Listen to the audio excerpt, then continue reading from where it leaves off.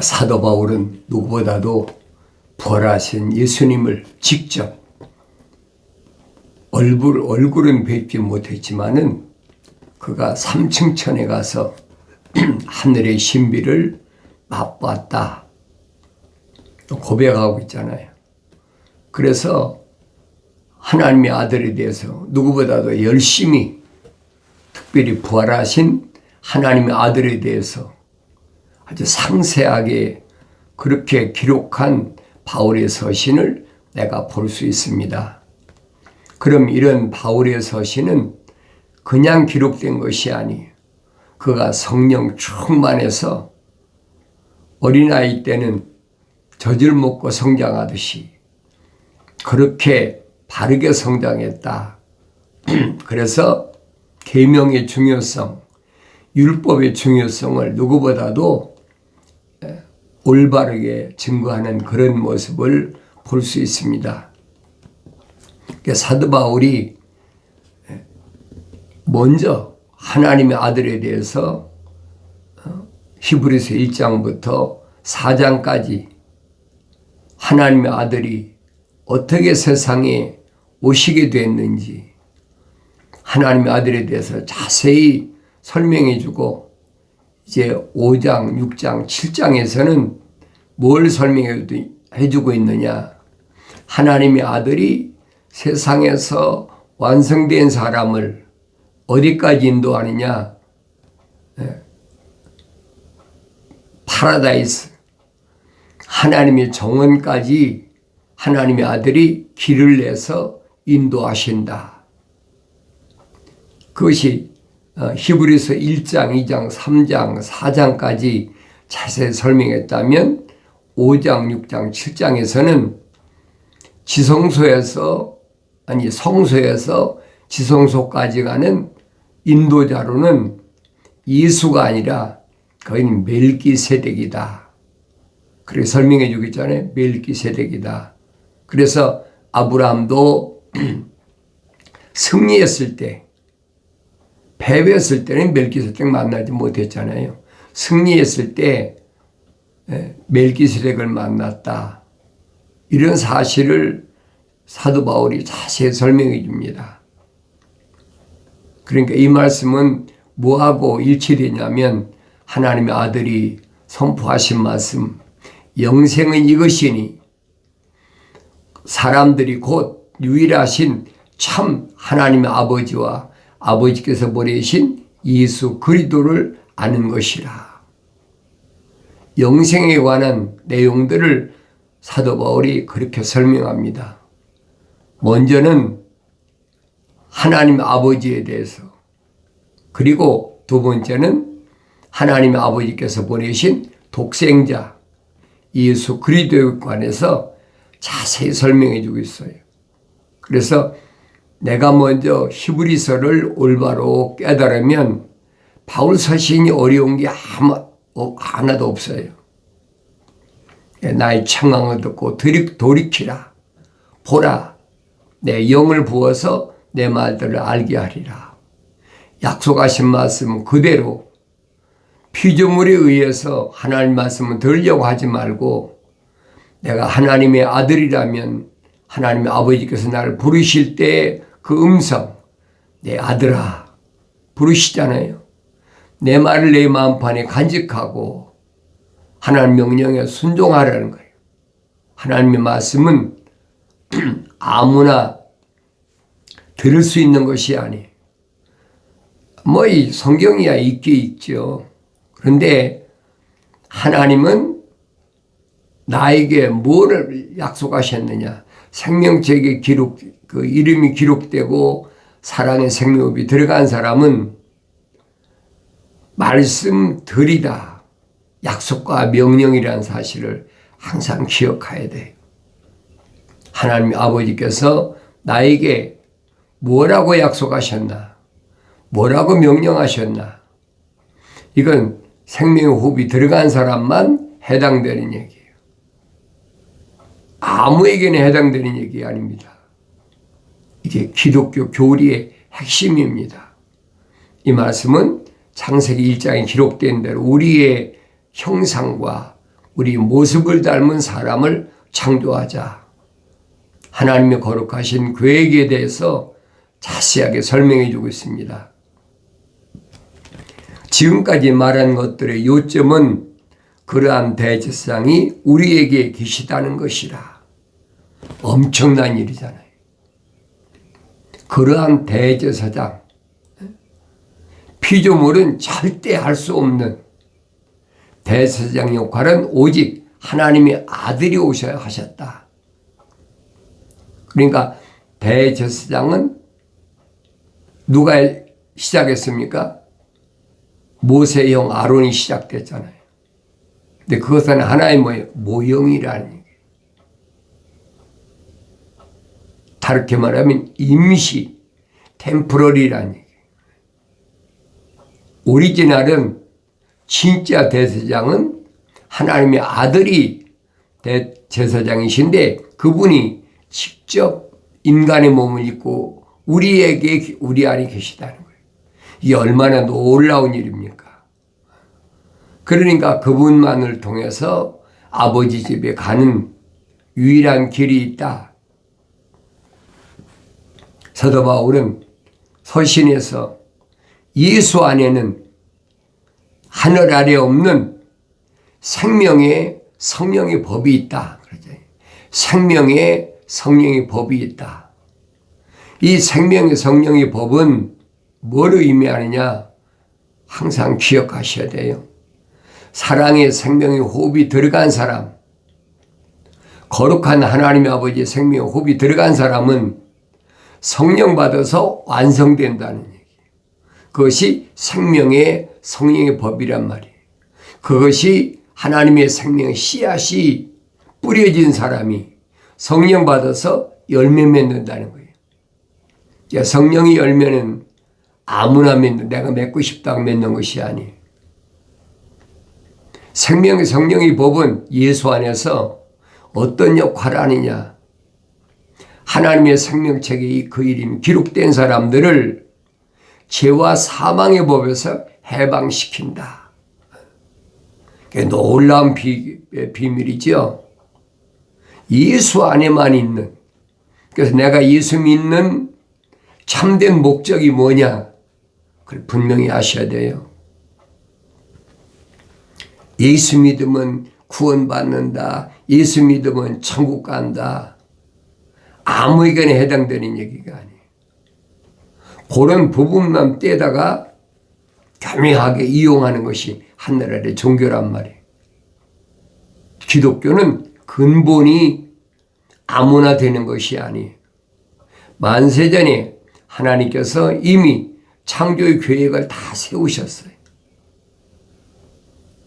첫째 날, 둘째 날, 셋째 날 이런 진행되는 과정은 갑자기 하신 일이 아니란 말이에요. 만세전에 이미 다 세우셨다. 그래서 생명의 호흡이 들어간 사람, 거룩한 사랑의 호흡이 들어간 사람은 사도 베드로나 사도 바울이 한결같이 뭐라고 말해? 미리 아심받은 자다. 미리 아심받은, 세상에 나오기 전에 피조물이 세상에 나와버리면 미리 아심받은 자가 아니죠. 세상에 나오기 전에 다윗은 설명하잖아요. 내 5장 6보가 완성되기도 전에, 사지가 완성되기도 전에 어머니 태에서 내가 만들어질 때 하나님이 나를 덮으셨다. 하나님 나를 간섭하셨다. 그래서 나의 모든 것이 책에 다 기록됐다는 거예요. 머리털 하나까지라 다 세심받았다. 그래서 내가 세상에 나왔을 때 내가 얼마나 몇 번이나 누웠다 일어났느냐, 몇 번이나 앉았다 일어났느냐 다 세심받았다. 누굴 시켜서? 천사를 시켜서. 성경이 그 말씀하고 있잖아요. 하나님의 아들이 뭐라고 말씀하십니까? 어린아이가 내게 오는 것을 금하지 말라. 이 어린아이 하나 같지 않으면 천국에 가지 못한다. 그 어린아이가 누굽니까? 하나님의 거룩하신 사랑의 생명이 들어간 어린아이는 하나님께서 천사를 붙여놓으셨다는 거예요. 그래서 하나님께서 일거수일투족을 전부 간섭하신다. 그걸 우리말로는 복 주셨다. 간섭하신다, 복 주셨다. 나의 나된 것을 내가 올바로 한다면 내 말 한마디도 허투루게 해서는 안 된다는 거예요. 하나님의 아들이 뭐라고 말씀하십니까? 내가 헛된 말을 해버리면 마지막 때 내가 왜 그런 말을 했는지 반드시 변명해야 된다는 거예요. 말을 함부로 하지 말라는 얘기예요. 사도 야고보는 뭐라고 합니까? 듣긴 빨리 들어도 말은 더디하고 보긴 빨리 봐도 말은 더디하라. 나에게는 사도 바울은 얘기했잖아요. 그런 대사장이 우리에게 계시다는 것이다. 우리 생명책에 그 이름이 기록되고 책망받고 돌이켜서 약속하신 성령의 부으심을 받은 완성된 자들에게는 누가 계시냐? 대제사장 멜기세덱이 계시다. 어려운 거 하나도 없잖아요. 피조물에 특별한 레슨이 필요 없어요.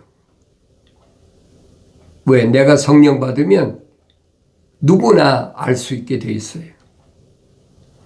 자연인은 해당이 안 되죠. 생명체에 그 이름이 기록된 사람은 반드시 내가 성경을 읽어야 된다. 그분은 하늘들에 계신 위엄 있는 분이 보좌 오른편에 앉으셨으니 그분은 누구야? 하나님의 아들은 멜기세덱 올바로 자신 하나님의 보좌 오른편에 앉아 계시다가 그랬어요. 그러면 하나님 따로 계시고 아들이 따로 있다는 확실한 증거잖아요. 근데 하나님이 아들로 세상에 오셨다. 그 하늘의 종교에서 주장하는 거예요. 기독교는 확실해요. 하나님의 아버지가 계시고 아들이 계시고 성령이 계신 것을 확실하게 알아야 돼요.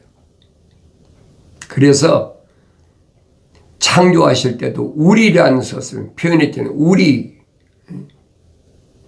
우리 형상, 우리 모습 분명히 하세요. 하늘 아래 종교는 이 말을 교묘하게 철학의 3단 논법으로 하나님과 아버지와 아들은 하나다. 나와 아버지는 하나다. 그렇게 얘기했다고 그래가지고 뭘 주장합니까?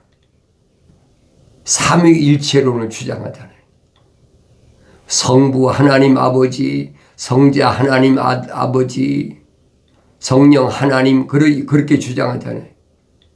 그건 여러분 기독교 아니에요. 잘 아세요. 분명히 사도 바울이 설명하잖아요. 그분은 하늘들에 계신 위엄 있는 분의 보좌 오른편에 앉으셨으니 그렇죠. 보좌 오른편 그곳을 주님은 약속하시잖아요. 내가 세상에서 이기면 반드시 하나님의 보좌에 내 오른편에 앉은 것처럼 너도 앉게 해주겠다. 쉽게 말해서 예약된 자리란 말이에요. 그 여러분 생각해 보세요. 그럼 하늘 아래서 뭘 준다고 해도 그 귀를 기울이겠습니까? 아무 쓸모없는 거예요. 헛된 거란 말이에요. 그러니까 그런 사람을 성경은 나한테 뭐라고 말? 너는 세상에 독특한 보물이다. 독특한 보물. 세상을 다 주고도 바꿀 수 없는 하나님 아버지의 거룩한 사랑의 생명호흡이 들어간 하나님의 자녀, 하나님의 종, 그 독특한 보물이란 말이에요. 늘 말씀드리잖아요. 지금 지구에 5대양 6대주에 약 85억의 인구가 존재한다고 그러잖아요. 85억분의 1밖에 안 되는 나를 하나님 아버지께서 독특한 보물로 여기시고 만드셨다. 얼마나 놀라운 사실이에요. 그런데 내가 세상을 함부로 살겠습니까? 절대 할 수가 없는 거예요. 하늘 아래 무엇을 죽어도 하늘 아래서는 바꿀 수 없는 존재라는 사실을 기억하셔야 돼요.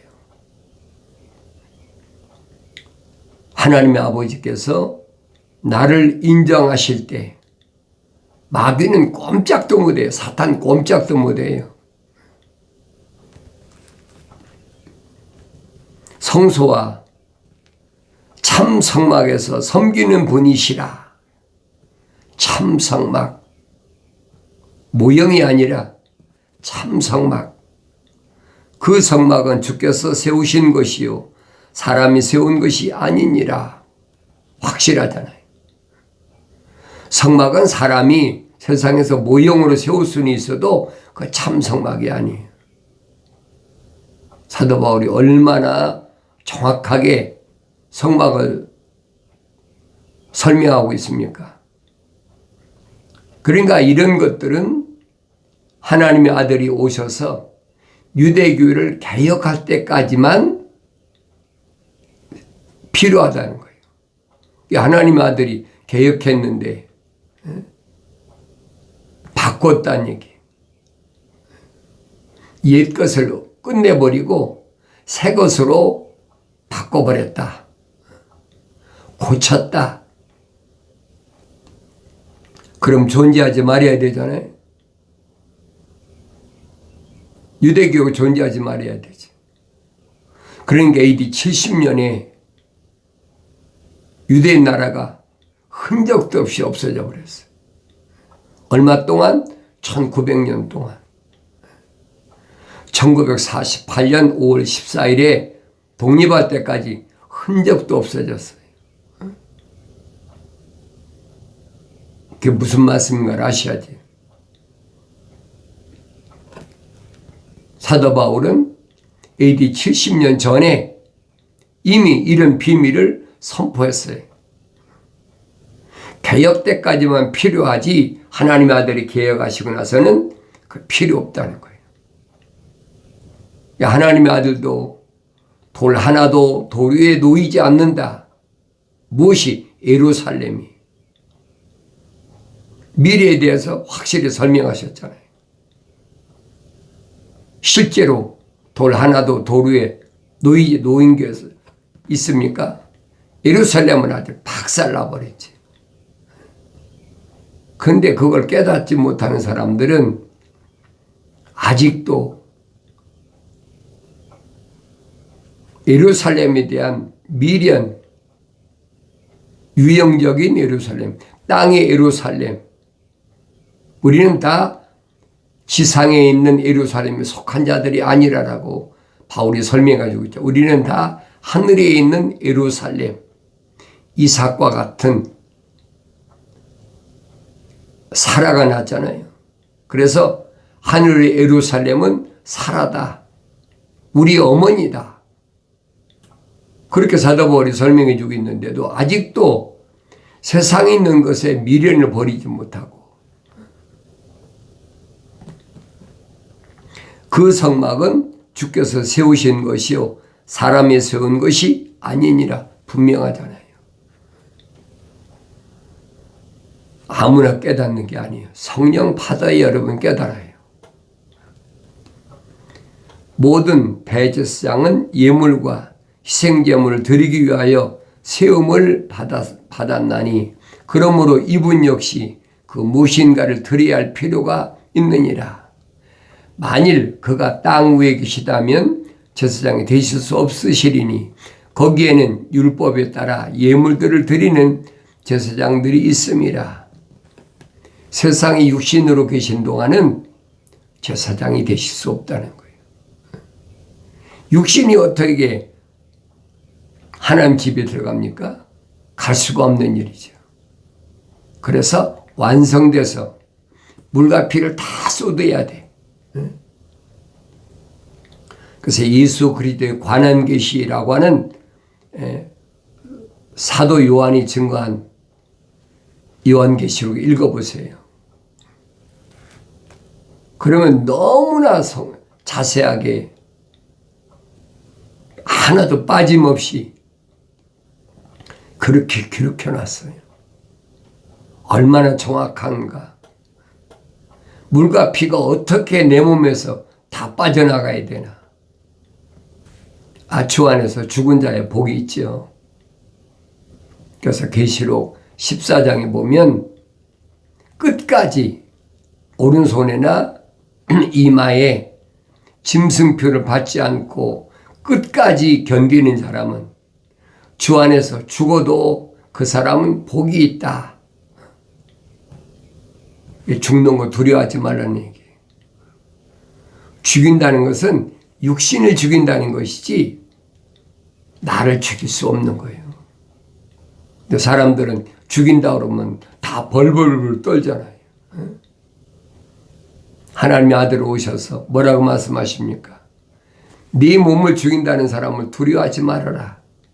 왜 그래? 그 거짓말이야. 그 말씀이에요. 이건 흑인이 흑으로 돌아가는 거지 죽는 것이 아니야. 나사를 향해서 뭐라고 말씀하십니까? 내 친구 나사로가 잠들었다. 잠깐 잠들었다 깨나면 되는 거예요. 언제 깹니까? 나팔 소리가 불려질 때. 마지막 나팔 소리에 하나님의 나팔 소리, 천사들이 나팔 소리에 깨나는 거예요. 왜? 하나님의 아들이 약속하신 재림의 약속이 이루어진다는 얘기예요. 그럼 얼마나 좋습니까? 주 안에서 잠든 사람이 얼마나 좋아요. 늘 말씀드리잖아요. 여러분 육체가 뭐 그런 경험 아는 사람 몰라요. 병원에 가가지고 수면 마취제라고 그러지. 수면 마취제. 자기도 모르게 스르르 잠들어 버려요. 그러면 아무 고통이 없어. 내 몸뚱이를 뭐 칼로 찢어내든 뭐 하든 아무 고통이 없어요.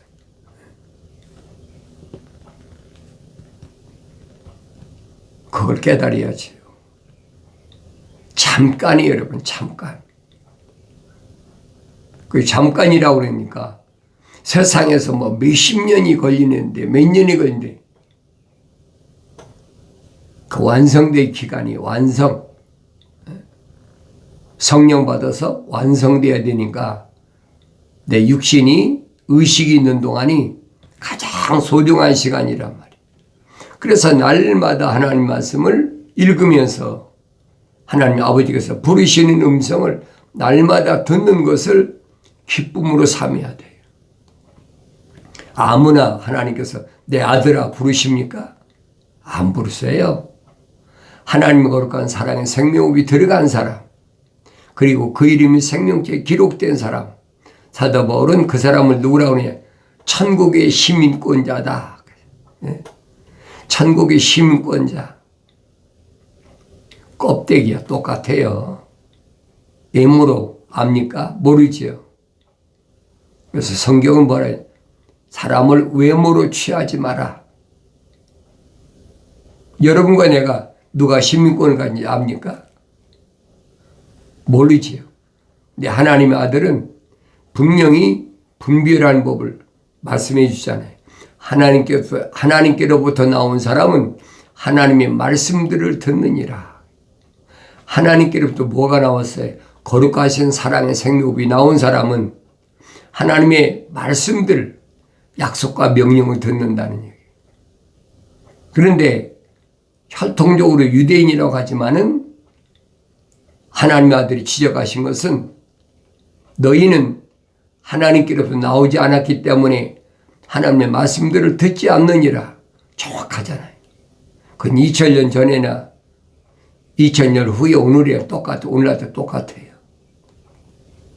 하나님의 약속과 명령을 듣기를 좋아하는 사람과 하나님의 약속과 명령을 거절하는 사람으로 분별하라는 거예요. 그럼 내가 성경을 읽으면서 나 자신을 봐야 되잖아요. 나는 하나님의 약속과 명령을 즐기하나 즐기하지 않나. 내 아들아, 나의 법을 잊지 말고 나의 계명들을 네 마음판에 간직하라. 명령입니다. 그리하면 그것들이 네 날들을 길게 하고 장수하는 것과 화평을 네게 더하리라. 약속. 명령에는 반드시 약속이 있고 약속에는 반드시 명령이 있어요. 이게 짝이란 말이에요. 이게 보여야 돼요.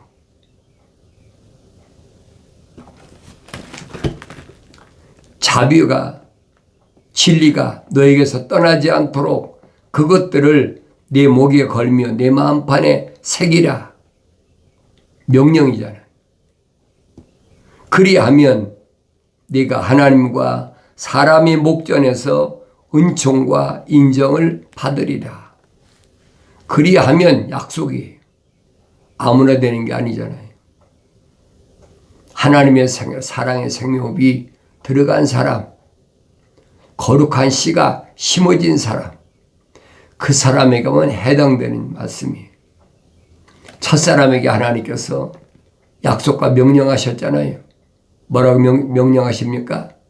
하나님의 동산을 관리하고 지켜라. 명령이잖아요. 관리하고 지켜라. 동산 나무에서 나는 것은 내가 마음대로 먹어도 동산 중앙에 있는 선과 악의 지식의 나무에서 나는 것 절대 먹지 말라. 먹는 날에는 반드시 죽으리라. 이 약속과 명령은 아무에게나 주어진 것이 아니에요. 하나님의 거룩하신 사랑의 생명 호흡이 들어간 첫사람 아담에게 하나님께서 주신 것이지 이브에게 하나님께서 주신 겁니까? 아니잖아요. 그래서 사도 바울이 설명하잖아요. 우리가 첫사람 아담처럼 혼적인 몸을 입었다면 마지막 아담이 영적인 몸을 입으신 것처럼 우리도 영적인 몸을 입어야 된다. 하나님의 창세기 1장에 기록된 말씀 그대로예요. 하나님의 형상을 닮은 사람은 하나님의 모습들을 닮아서 완성되어야 된다. 이건 필연적이에요. 자연인은 해당이 안 됩니다. 사도 바울이 설명하잖아요. 자연인은 하나님의 영의 일들을 받아들이지 않는다. 형상을 안 닮았는데 어떻게 모습을 닮습니까? 나 자신을 비춰보란 말이에요. 나는 하나님의 형상을 닮은 사람인가? 하나님의 모습을 닮아 완성된 사람인가? 내 자신이 나를 비춰보는 것이 하나님의 말씀이에요. 그래서 사도 바울은 하나님의 말씀을 뭐라고 그랬느냐? 본보기다, 거울이다. 항상 바라보고 더러워진 게 있으면 말씀이면 물로 깨끗이 씻어서 흠과 점이 없는 깨끗한 신부로서 단장해야 된다. 그래야 신랑 예수가 이 땅에 오셔서 십자가에 못 박혀 죽으신 뜻을 내가 온전히 이룰 수 있다 하는 말씀을 올바로 깨닫는 복된 은혜가 있어지길 바랍니다.